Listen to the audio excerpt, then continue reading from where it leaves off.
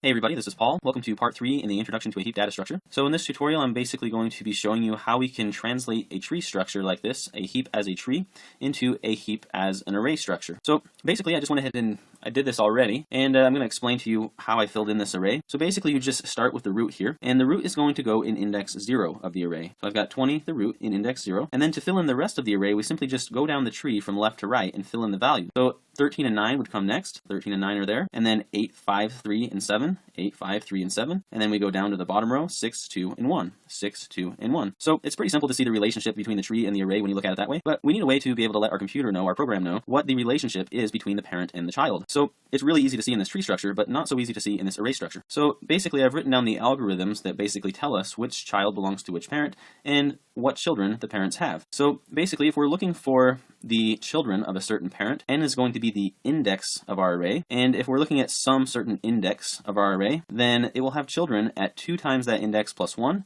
and another child at 2 times the index plus 2. So for example, if we wanted to find the children of our root node here, we would basically look at its corresponding index. So the root has an index of 0, and so we're going to use that index number as our n here. So basically, array index 0 will have children at 2 times 0 plus 1, and 2 times 0 plus 2. So 2 times 0 plus 1 is 1, 2 times 0 plus 2 is 2. So we end up with a 1 and a 2, which tell us which indexes hold the children. So 1 and 2 are the indexes, and they hold the children 13 and 9. So 20 is the parent of 13 and 9, just like we see in our tree here. So if we were to try to figure out what the children of the number 9 is, 9 is held in index 2. So we use that index number as our n. So 2 times 2, which is our index number. 2 times 2 is 4, plus 1 is 5. So index 2 has a child in index 5. 9 has a child of 3, and there it is on our tree. So if we look at the other child here, 2 times 2, the index that we're looking at is 2. 2 times 2 is 4, plus 2 is 6. So index 2 has a child in index 6. So index 2 holds 9, index 6 holds 7, 9 has a child of 7, and we can see that in our tree as well. So we can use this all the way down the tree. And then this relationship right here basically tells us if we have some child index,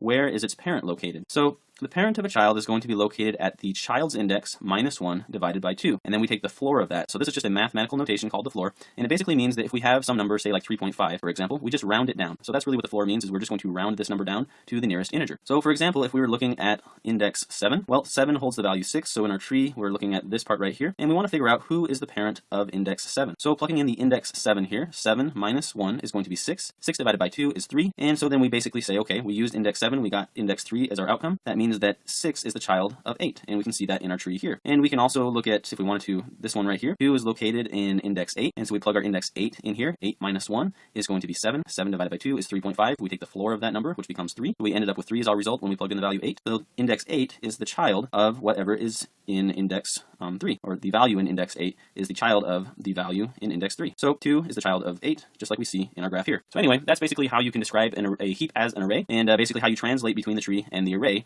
and the relationship between the child and the parent once they're in their array elements. So anyway, thank you guys for watching. Have an excellent day, and if you haven't already, don't forget to subscribe.